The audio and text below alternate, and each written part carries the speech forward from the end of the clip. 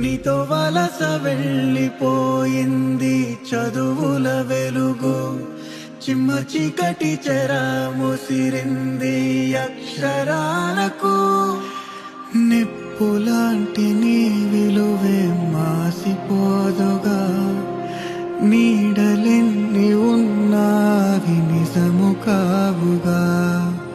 నువ్వు లేక చిన్నబోయే చిన్నారి చిరునవ్వులు, అండలేని అనాథలే రాబోయే మా రోజులు. ఆవిరవుతున్న ఆశలకు దిక్కెవరో